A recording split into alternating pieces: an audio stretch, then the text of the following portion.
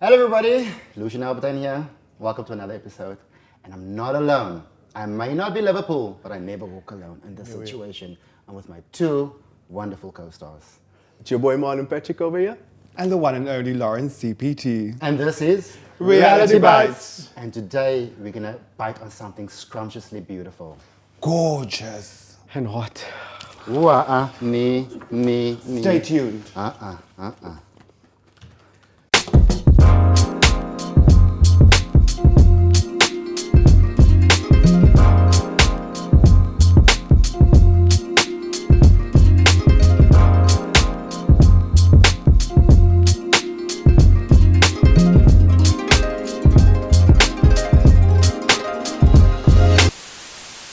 Now that Marlon has cooled down and had his sip on some soul, let me tell you, this lady is none other than a beautiful gem. She brings smiles to everybody's hearts every single morning on a live TV show. She is beautiful, like we said. She's got a warm heart and she's a mother of two stunningly beautiful cats. And she's a freshly newly married woman. I'm talking about our TV host of the moment, Miss Zoe Brown. So nice. Hello. Hello, Zoe. Hello. Found it. Good. I feel like I should be a bit more dressed up and pampered, but I went for a facial today, so you're getting a more clean look. Zoe, you are perfect. You are Of course, Marlon will say She's one of that. those people that can wear a black bag and still look good. And love the new haircut. Thank we can you. see it's fresh. Thank you. I was a bit worried it would look very mom-like, and then you still said I'm a mom of two, Yeah. and then I was like, huh? And then I realized I'm a fur mom. Yeah, big parent. But thank you for joining us on Reality Bites. Thank you. I'm quite excited. What a nice set. Thank you.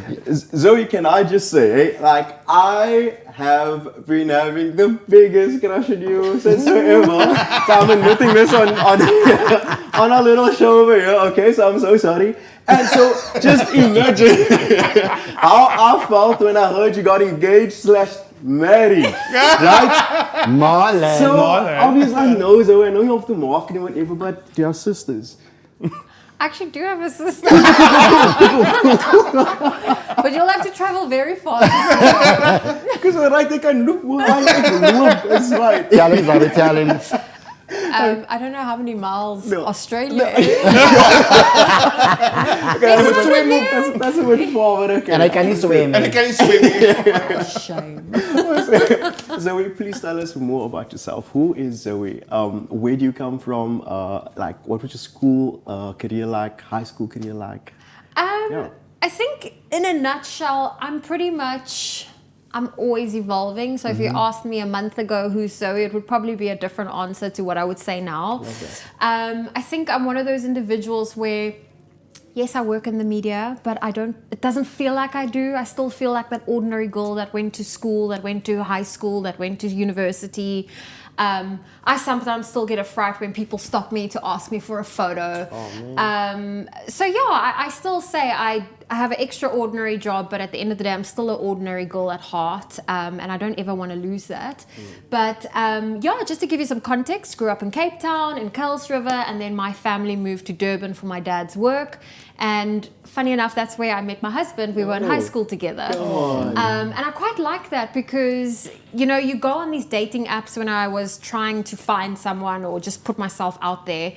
And I think to a large part, I always had to prove myself that I was this down-to-earth girl. And people hear, oh, she worked here and she does this. And they see you here and they see you dolled up. And then they have this false impression of what you like and who you are.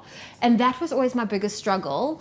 So I think it was a natural fit when, you know, the friend that I always had, we became more than just friends. But yeah, that's me in a nutshell. Cape Town, Durban, both are home, but I prefer Cape Town only because that's where my love for TV and radio started. Man, that is So that's the thing. So a lot of people don't realize that you were on the radio first before you Yes. went to TV.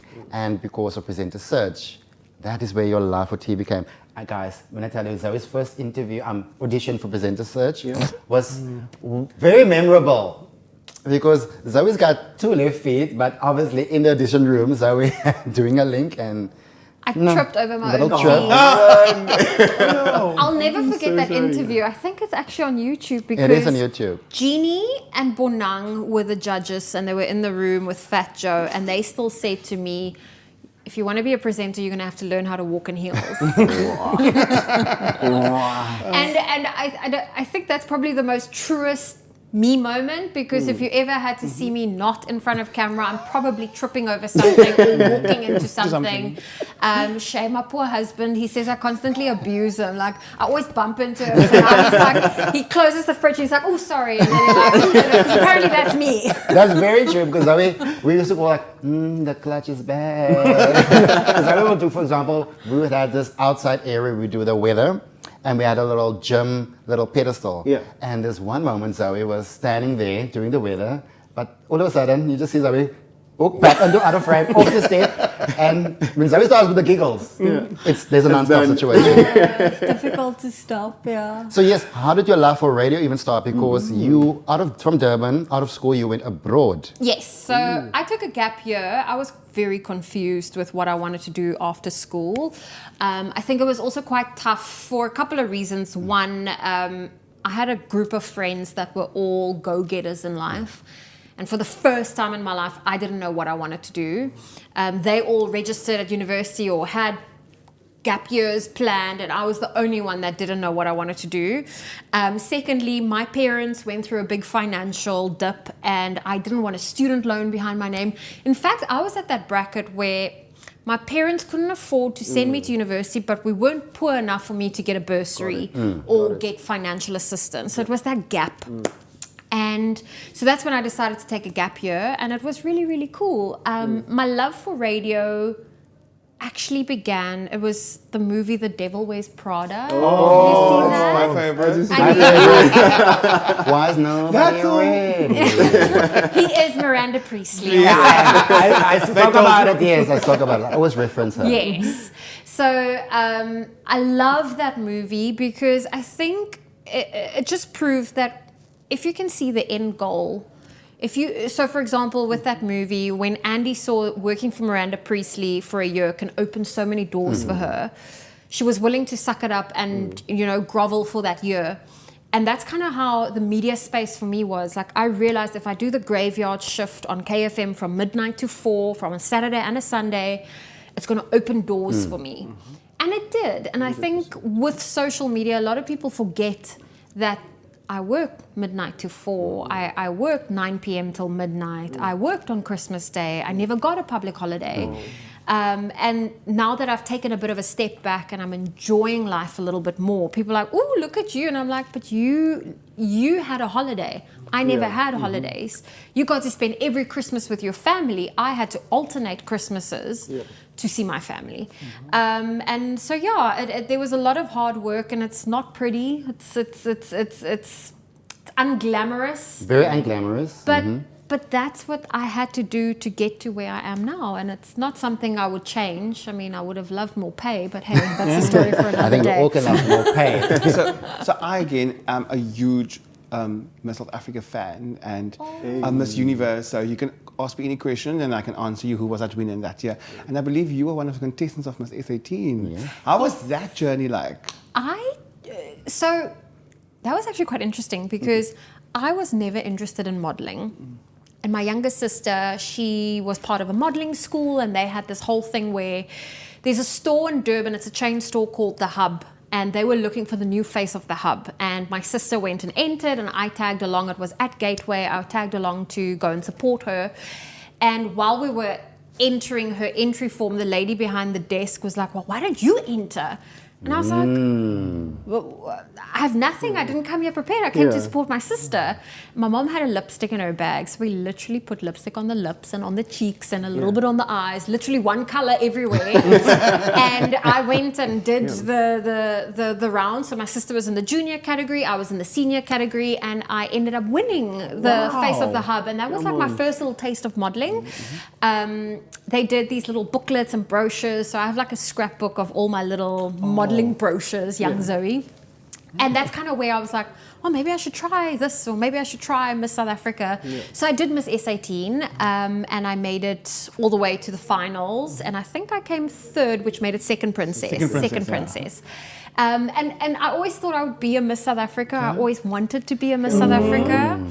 And then when I came back from my gap year, I still remember thinking, okay, I want to enter, but I need to be strategic, because I was convinced I was going to win. So I was like, okay, I need to be practical. You can't enter in second year because you still have third year before you get your degree. So enter end of third year. And that's what I did. I still remember phoning my dad, because he had he gave me an extension to his clothing account that he had. And I still phone him, like, please, can I go buy myself a new shirt? I'm going to go for the audition. And I bought myself a little shirt on his account. And I went to the waterfront. It was at the Table Bay Hotel, and that's where the auditions were. And I made it all the way through to that quite a few callbacks. The prelims and stuff. And I made it to that last round in Cape Town and not further. Funny enough, Anele was one of the judges there. But obviously I just winged it. I didn't realize there were girls that went for training. I didn't realize there were coaches that enabled you. So obviously if I had more knowledge around that, it's actually, there's more to the various categories, I probably would have been better prepared.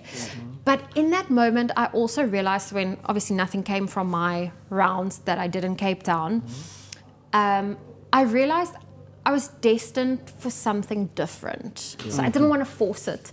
And I was bummed, and I had to ask myself, well, why did I want the Miss South Africa crown? And this was while I was just doing radio. I don't even think I was with KFM at the time. I was just doing campus radio. And I realized I wanted the crown for the platform. And at the time I was like, well, I can get that platform somewhere else. And I think that's how I shifted and redirected my dreams. And I'm quite grateful I did go that route. I would have loved to have been part of the Miss South Africa family, but it wasn't meant for me. You do know that there's no age limit anymore, eh? I do. But They're it's so young though. They're so young. I've outgrown that dream now. Yeah, I've completely outgrown that dream. I'm still so fascinated whenever I see a Miss South Africa and whenever we have them on the show. It's, for me, it's such a beautiful journey to witness. It was just never meant to be my journey. I, for the first time, entered, like I always wanted to Miss do. SA. No. It's the way you say it now, Lawrence. They do take trans people, by the way. I might end up in a dress. But anyway, so what happened with me again, like I always I admire pageants so much, right? Sure. I love for it. I watch Miss Universe 2 o'clock in the morning. So yeah, I'm one of those people. They sit up with me till 2 o'clock in the morning. Yeah, I watch Miss Universe. It's so crazy. Can I just tell her about this real quick? So what happens is, so he gets all of us, right? We a whole like group of guy friends, right? So we go over to his house and we have like bets and stuff, right? So Miss Universe last time actually. So what happened was, so all of us had to like have a little top 10 of like who we think is gonna win, and like write it down. But like, I love there was money on the line, So we wow. were dedicated for this. A whole 500 rand is on the line. We could also like write it down and give like all give our like nominations, like nominees to him and whatever. And then at the end, if whoever we chose was in there won, that person got the 500 rand. All I'm saying is I got second. I was so Thailand. close. You chose Thailand. Thailand, Wow. I was that close. Anyway, sorry. It's always Venezuela. Miss anyway, Venezuela is always in the top Yes, 5. Yeah. So, He lives for this man. I love for that stuff. Yeah, I had in 2020 Miss SA. So we couldn't go watch the pageant. So I usually fly out to like Sun City or whatever when it is the pageant, and then I will go because I love watching it live. So that year I couldn't go, and I had my own party at home. I printed the Miss SA logo on my water bottles, that lanyard, Just dedicated. the whole Tutti Frutti I 1 year. So this year I always admired that so much. So I entered Mr. Cape Town Pride this year, and I ended up in the top 5, and I was third runner up, right? Wow. Then I also asked myself the same thing that you asked yourself, like, what did I wanted to do with the title? Like, so I can resonate with that. And I realized I wasn't ready, do you understand? There was a reason I came third. And they always make fun of it. They say, okay, you were third runner up. But anyway, So that's the thing. Like then you sit back and you ask yourself, why didn't this happen to you? Because I was destined for something else. Maybe this wasn't for me. You understand? But the experience I had was absolutely amazing. But all I want to say, if you ever change your mind, enter girl. Just You have your biggest ego. Well, she's a Mrs. now, so she can enter Mrs. SA now. Oh, you're Mrs. No, you can be married. Oh, now you can be Oh, married. is that the Mrs. new thingy? Yes, you Yeah. can I'm be supposed to married. know this. There's no Why did I age not know limit. this? You can have children. It doesn't matter. I love that because that's female. Like females was always been put in this little cocoon to say that you have to be a certain age, you have to look this way, you can't be a mother, but that's part of womanhood. And the Miss SA organization and the Miss Universe organization stand for female empowerment and Yes. what it is to be a woman. And I'm a huge feminist, so I am absolutely 100% with them. You know what I mean? A female is one of the most strongest people alive. They are mothers. They look after the entire household. They like do the finance, the cleaning, the everything. Do you understand? So I personally admire women from a high caliber. Do you understand? Yeah. I admire women. Yeah. Then there's one thing I want to ask you. Okay. What is something that you wished you have learned sooner in your life?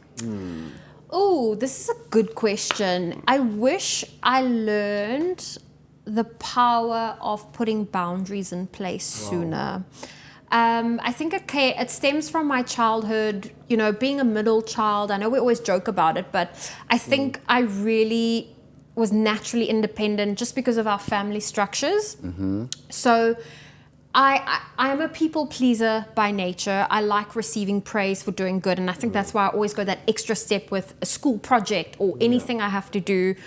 So I'm a people pleaser, but in an industry where there are more takers than givers, it's very dangerous for a people pleaser if they don't have boundaries in place. And I wish I'd learned sooner to put boundaries in place. And can I tell you now that I've learned to put boundaries in place, I feel so empowered when I stand up for myself. I feel so much better saying no. Yeah, I felt guilty thinking on how I'm going to say no. Yes. But that feeling you feel of doing something you don't want to do, it's horrible, it's awful. But now you've made a commitment and your word is, it means a lot. So yeah, I'm a firm believer in you can still say no politely.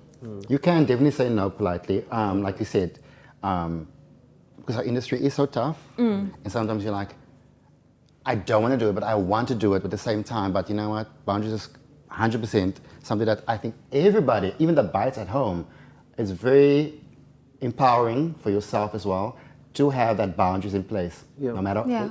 work, professional life, Yeah. personal life, your finances. Yeah. Even for yourself. So I think that is a good message as well. Yeah. And that's a good question. And just to go back to those boundaries, oh gosh, my mom sou nou gesê daardie bladsy weggewaai. That's a train of thought. I never verdwyn. But yeah, putting those boundaries in is important. I forgot what I wanted to say. It will come back, it will come back. So Zoe, now that we had the radio part now, why TV? Because you said now Miss SA is not maybe your destiny, but now another platform is opening up, but you don't realize it's coming. I really enjoyed acting when I did it for the very first time. And I'm also a big believer in preparing myself for something that doesn't exist. Yeah. So in order to do that, my vision for the near future is to free up my schedule so that when the opportunity comes along, I'm prepared, I'm ready, and I can say yes. Because so often, especially in the last couple of years, I was so jam-packed. I mean, some mornings, if I oversleep 4:15 in the morning, then I know my whole day is going to run late. 4:15 in the morning, that is not normal. And I could easily leave home at 4:45 and only get home at 8 o'clock that evening for the first time. And that's not normal. So I'm putting my health first. I'm prioritizing my relationships. And this is what I wanted to say earlier. There you go. We'll come back. There's a time and place for, dropping your plans to say yes to an opportunity. But then there's also a time and a place to value your family and your relationships too, where you need to ask yourself, will work still be there but will that opportunity still be there? So you're constantly weighing the scale. And I feel like I'm at that phase now where I'm nurturing my family and my relationships more over the hustle. I did have my hustle era, and I won't stop hustling, but I'm not going to sacrifice that for family and relationships. In a different space in your life right now. You are Yeah. a married woman, so that needs to be, your household needs to come first. Yeah. Yeah. So that makes total sense, because I know you for a decade now. Yeah. So I know your journey in your career, and now that you're here, it makes total sense. Yeah. So you spoke about like how you grew up, etc. So we all deal with like hardships at some point in our life. I would like to know, what did you do like to cope with hardships? Like, what was your coping mechanisms? So, oh my gosh. Okay, there's so many. I'll give you a surface level one, which I suppose is very deep rooted. Funny enough, I never realized I did it until someone pointed out it was a stress coping mechanism. So I have a habit of fiddling with my hair and then I pull it out. And it was when we moved, I was grade 7, when my mom did my hair the one day and she saw this bold patch here. So I actually, from stress, without realizing it, pulled a large chunk of hair out over time. And I actually found that the minute I get stressed, my hand goes to my hair and I start fiddling with my hair and I pull it out. So that's one of the stress elements. Another hardship I think I've had to learn to deal with is actually finances. Because of my parents' situation, I can now say I think they have a bad relationship with money. And I've had to learn how to save and be different to them. I remember when I was on my gap year, I had a ski accident, and believe it or not, my 2 front teeth got kicked in, and I needed dental work done. And I had a decision to make. The money I'd saved to buy myself a little car when I get back to South Africa, or I had two options. I can either cut my au pair year short, my gap year, come home, have the dental work done here, and that means my gap year is finished, or the money I'd saved I must use to fix my teeth and I can stay until my gap year is done. The accident happened in January and my gap year finished in November. So I had a choice to make. Do I spend the money or do I come home? And I decided, you know what? When am I going to ever get the opportunity to live abroad for another 10 months or however many it was? I used the money I'd saved. And then after that, I think because of the history, I kind of just hit a phase of, what's the point of saving? And I lived a more splurgy life. Like I thought, you know what? I'm going to buy 5 pairs of the same pair of pants in different colors because what's the point of saving? You have to use it anyway. That was kind of my attitude for a long time. And I've had to learn to break that habit. I've had to learn to build a nest. And yeah, that was one of the hardships. I think to this day, I don't think the way my family handles money is appropriate. So I'm making changes so that I don't end up in the same position. It's like they are this kind of vision. Like I also do that. I see somebody else do something and I learn from them. It's like, I should literally change that about myself. And I can resonate with that, splurging. Yeah. So now and then I still do. Anyway. I know. You try and justify it. Good question. Zoe, quick question. So you are a role model to so many out there, right? True. Like the young, old boys, girls, you're a role model to everyone out there. Who do you look up to? Who's your role model? I think I don't have a specific individual. There's quite a few that I like and admire. I admire qualities and I admire qualities in individuals. So I would say overall, if I had to pick a South African mentor, it would most definitely be Joanne Strauss. She ticks so many boxes in terms of a family orientated. She's a mother, she's a wife, she's in the media space, she was a Miss South Africa, she's got her own business. I love that, and that's something positive to strive for. But there are so many individuals who I take qualities of them that I really admire. And I strive for. So I have a lot of friends who have mothers that are single, and I just admire their hard work, their dedication. They were able to provide for their kids. They didn't have to. They single by choice. They've provided for their kids financially without spoiling their kids or having the kids struggle. So that's a friend of mine's mom that I really, really admire. There are a lot of women that I see qualities that I admire in them, and I draw a lot of inspiration from that. Yeah. Listening to what you were saying and speaking about your life experiences, it reminds me of this quote that I really, really like. And this explains, basically for me, this explains you. And it is a quote that has been used by most of Africa currently, Natasha Joubert. And I love it because that really resonated with me as well. And it's saying that you are not a product of your circumstances, you are a product of choice. Mm-hmm. And what I love about this is through everything that you've been through, you have made decisions for yourself. You made a choice, do you understand? So, and today you are a product of your choices that you made. And look at Zoe Brown today.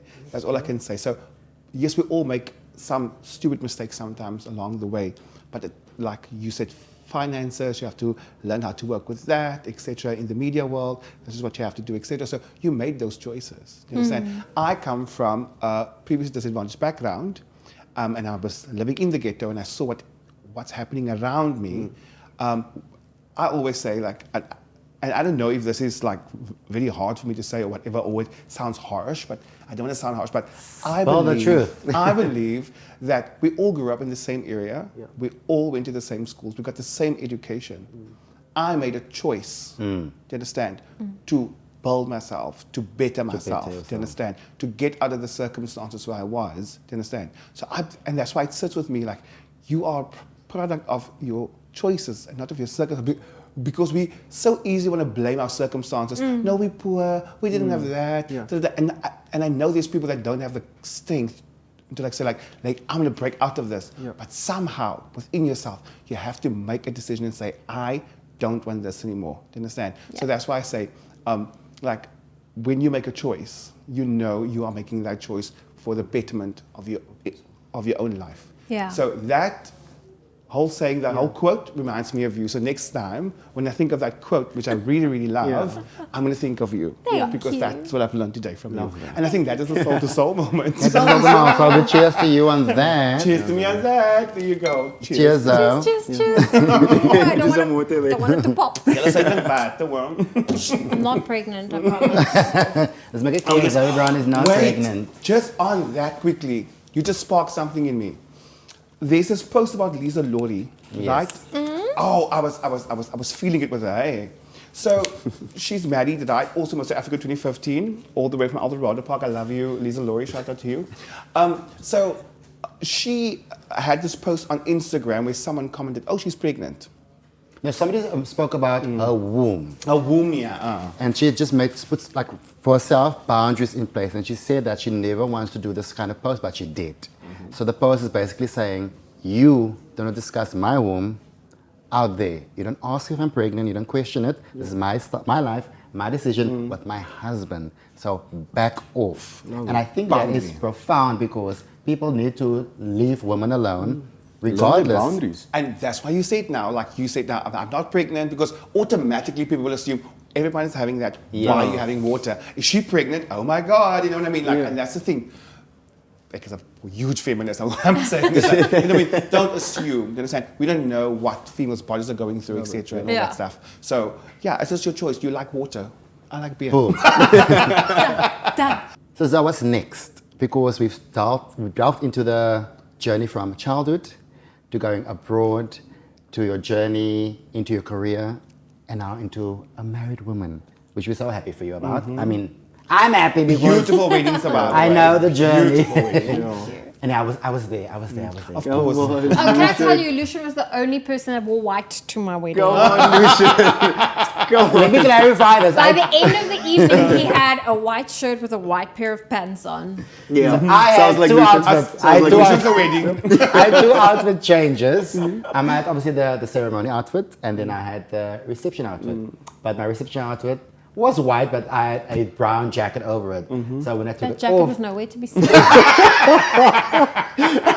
It was Zoe's moment. It's the only one supposed to be white. I only realized that a few weeks ago when Zoe told me and myself, and my colleagues at work, this should be full on white.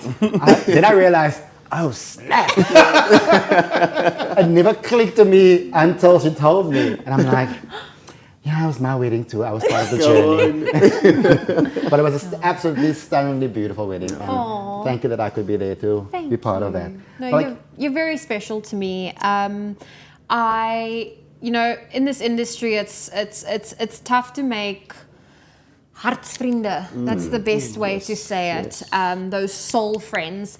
But I think what I can say about what's next is I'm craving adventure. I am craving newness. I am craving change. But I'm also at the same time craving stability. So those are things I'm craving. I'm putting it into the universe. So I don't know what's next. I always find it very tough because all my life I had a goal I wanted to achieve, and I feel like I have achieved everything I wanted to do. And now it's just a case of achieving those feelings I want to start feeling.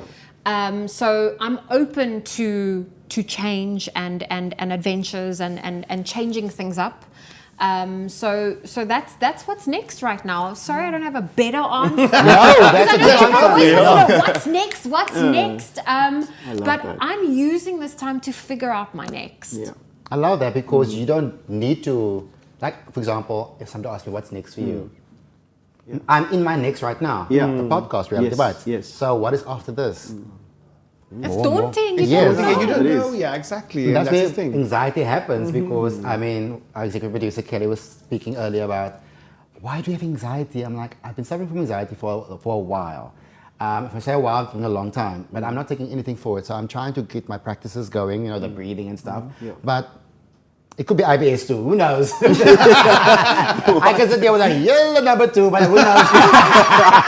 But it's not a number 2. And I'm saying. But thank you for coming, Zoe.